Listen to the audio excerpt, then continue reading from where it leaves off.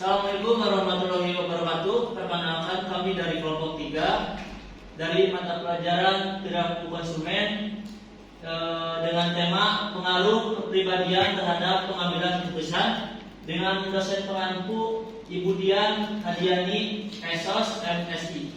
Perkenalkan, saya Jilang Tadi Arifin. Saya Asri Septiani Putri. Saya Siti Nur Alvin Asri. Saya Ibu Sari. Saya Siti Fatma. Menurut Philip Kotler, kepribadian adalah ciri bawaan dari psikologi manusia ataupun psikologikal type yang berbeda dan tanggapan yang relatif konsisten dan bisa bertahan lama dalam rangsangan lingkungan tertentu. Untuk 4 teori kepribadian. Yang pertama yaitu teori kepribadian menurut Freud. Teori kepribadian ini dikemukakan oleh Sigmund Freud dalam suatu teori psikoanalisis kepribadian atau psychoanalytic theory of personality yang kemudian dianggap sebagai landasan dari psikologi modern.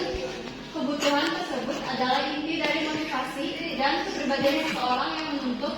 Freud terdiri dari 3 unsur, yaitu yang pertama ada ide atau insting dasar, adalah bagian dari ketidaksadaran dari jiwa yang merespons secara langsung terhadap dorongan kebutuhan dan keinginan. Misalnya, membeli makanan saat lapar atau membeli barang mewah sesuai dengan keinginan tanpa memikir dahulu. Selanjutnya yaitu ego, adalah bagian dari kepribadian sadar. Ego berproses sesuai dengan realitas dan norma sosial, etika, dan aturan dalam memutuskan keputusan hidup. Ego akan membantu ide untuk mengambil keputusan, misalnya membandingkan harga, membaca ulasan, selanjutnya membeli produk sesuai dengan kebutuhan dan anggaran. Superego adalah bagian dari ketidaksadaran yang merupakan suara hati nurani dan sumber kritik. Superego untuk mengayomi hati, lalu untuk membujuk ego beralih-alih. Superego ini didasarkan atas apa yang seharusnya dirasakan dan apa yang diterima secara sosial dengan dorongan nilai-nilai norma atau kebudayaan yang ada di lingkungan tersebut. Kemudian dengan adanya superego dapat membantu diri kita untuk membedakan mana yang benar dan mana yang salah. Dan dengan superego juga dapat mengontrol hal-hal yang dilarang ataupun tidak diperbolehkan dalam lingkungan tersebut. Sebagai contohnya, ketika seseorang melakukan kesalahan dan itu pasti di luar ketidaksadaran kita, kemudian orang tersebut akan merasakan bersalah dan tidak akan mengulangi perbuatannya lagi. Sebagai contohnya, ketika seseorang akan berbelanja namun bertentangan dengan nilai-nilai atau kebudayaan pada masyarakat tersebut, maka orang itu pasti akan mengganti keinginan belanjanya kepada hal-hal yang positif ataupun yang sudah normal yang ada di lingkungan tersebut. Yang kedua ada teori kepribadian dari Neo, yaitu teori sosial dan psikologi. Nah, teori ini teman-teman bisa baca sendiri.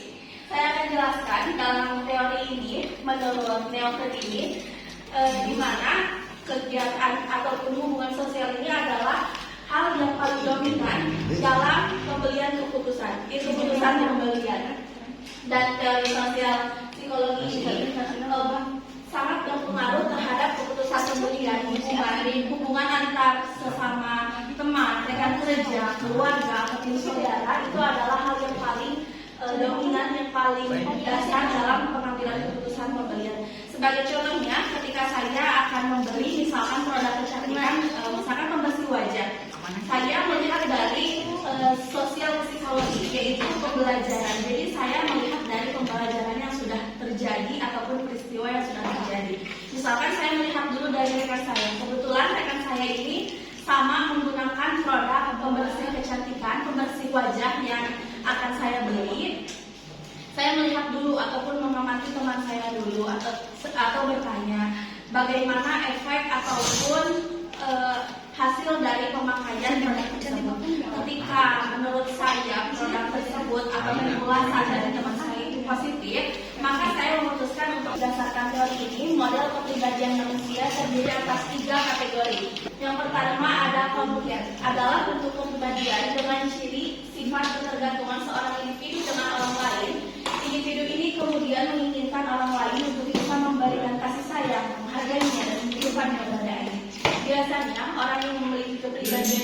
selalu ingin dihargai, ingin dipuji, ingin diakui keberadaannya. Dan contoh dalam keputusan pembelian, orang yang membeli kepribadian komplain ini biasanya dia itu ketika akan membeli sesuatu bertanya dulu kepada orang lain ataupun kepada kerabatnya, sehingga ketika dia bertanya kepada temannya misalkan, pasti akan muncullah pujian ataupun rekomendasi yang akhirnya itu disebut dia merasa diperhatikan ataupun adanya pujian dari teman tersebut. Selanjutnya dari adalah bentuk kepribadian seseorang yang berkeinginan ingin lebih kebebasan berdiri dan mengandalkan diri sendiri dan merasa ingin bebas dari berbagai kewajiban. Selanjutnya ada agresif. Agresif di sini itu adalah bentuk kepribadian seseorang yang cenderung memotivasi untuk mendapatkan kekuasaan dalam kondisi dan lingkungan tertentu. Individu ini cenderung lebih berlawan arah dengan orang lain. Teori ciri autoritarian ini menjelaskan bahwa manusia diklasifikasikan ke dalam karakter atau sifat dan ciri dirinya yang paling menonjol. Itu berarti ciri atau trait adalah karakteristik seseorang dalam kebijakan. Kajian psikologi yang bersifat khusus. Definisi trait ini adalah setiap cara yang membedakan seseorang dan relatif abadi, di mana setiap individu tersebut dimiliki berbeda dari diri daripada individu yang lainnya. Selanjutnya ada teori konsep atau teori konsep menunjukkan bahwa manusia memiliki pandangan konsep atas dirinya masing-masing, yakni berupa penilaian terhadap dirinya sendiri. Jadi setiap individu akan berpikir sebagai subjek dan objek terserap di dalam dirinya sendiri. Pengaruh kepribadian terhadap pengambilan keputusan. Faktor pribadi sangat mempengaruhi dalam keputusan pembelian, termasuk usia, umur dan jalur hidupnya, pekerjaannya, kondisi ekonomi, gaya hidup, kepribadian dan konsep diri dari dunia hidup. Faktor pribadi juga memiliki pengaruh yang positif dan signifikan terhadap keputusan pembelian konsumen. Hal ini menunjukkan bahwa dalam berbelanja, konsumen memiliki motivasi untuk dapat menunjukkan kepada orang lain mengenai cita dirinya atas siapa dirinya. Kemudian ada pengaruh gaya hidup konsumen terhadap pengambilan keputusan. Gaya hidup merupakan wujud eksternal dari salah satu konsumen. Gaya hidup akan mempengaruhi bagaimana konsumen melakukan pembelian, kapan, di mana akan dibeli oleh konsumen, dengan siapa konsumen melakukan pembelian. Artinya, setiap peningkatan gaya hidup akan meningkatkan keputusan pembelian konsumen. Untuk selanjutnya ada pengaruh kebudayaan terhadap perilaku konsumen. Budaya sangat berpengaruh besar bagi kebutuhan untuk menentukan perilaku apa saja yang dapat diterima secara luas dan dalam terhadap perilaku konsumen dalam pembelian.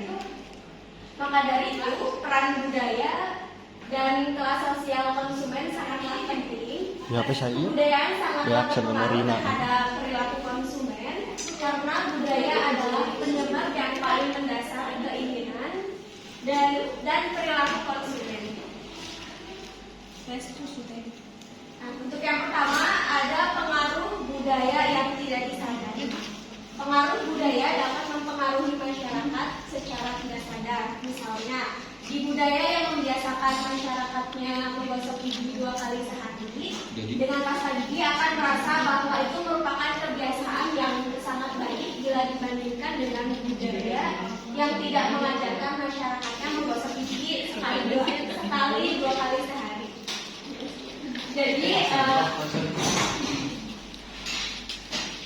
Jadi konsumen melihat diri mereka sendiri bereaksi terhadap lingkungan mereka berdasarkan latar belakang kebudayaan yang mereka miliki. Dan setiap individu akan mempersepsi dunia dengan kacamata dunia mereka sendiri. Untuk yang kedua, ada pengaruh budaya dapat memuaskan kebutuhan. Budaya yang ada di masyarakat dapat memuaskan kebutuhan budaya dalam satu produk memberikan petunjuk dan pedoman dalam menyelesaikan masalah serta menyediakan metode-metode coba dan buktikan dalam memuaskan kebutuhan fisiologi, personal, dan sosial. Misalnya, dengan adanya budaya yang memberikan peraturan dan standar mengenai kapan waktu kita makan dan apa yang harus dimakan tiap waktu seseorang pada waktu makan. Ada pengaruh budaya yang berupa tradisi. Tradisi adalah aktivitas yang bersifat simbolis yang merupakan serangkaian langkah-langkah berbagai perilaku yang muncul dalam rangkaian yang pasti dan terjadi berulang-ulang. Tradisi yang disampaikan selama hidup manusia dari lahir hingga mati. Hal ini jadi sangat bersifat umum. Hal yang penting dari tradisi ini untuk para pemasar adalah fakta bahwa tradisi cenderung masih berpengaruh terhadap masyarakat yang menganutnya. Misalnya, yaitu Natal yang selalu berhubungan dengan pohon cemara, dan untuk tradisi yang misalnya pernikahan yang akan membutuhkan perhiasan-perhiasan sebagai pelengkap acara tersebut. Selanjutnya tentang analisis pengukuran individu dalam perilaku konsumen. Kepribadian merupakan aspek psikologi yang penting dalam menentukan perilaku konsumen. Perbedaan kepribadian pada setiap individu menghasilkan persepsi yang berbeda dalam berperilaku saat menjadi konsumen. Konsumen memiliki ragam tipe kepribadian yang berbeda-beda menjadi hal yang sangat perlu diperhatikan. Memahami perilaku konsumen bagi pemasar bertujuan agar pemasar tetap dapat memenuhi kebutuhan dan keinginan pelanggan, sehingga pelanggan mendapatkan kepuasan yang lebih besar dan berujung pada loyalitas pelanggan. Memahami perilaku konsumen merupakan bagian dari sumber strategi pemasaran yang dilakukan oleh perusahaan. Dilihat dari sisi kepribadian yang berbeda, gaya hidup yang tidak sama dan berbagai budaya menjadi kemungkinan dalam perilaku konsumen yang dapat dipahami oleh pelaku usaha terhadap keinginan konsumen hingga keputusan pembelian yang dilakukan konsumen dengan berbagai faktor dan juga keinginan. Mungkin itu saja pembahasan dari kelompok kami. Apabila ada kesalahan dalam pengucapan ataupun dalam penyampaian, mohon dimaklumi.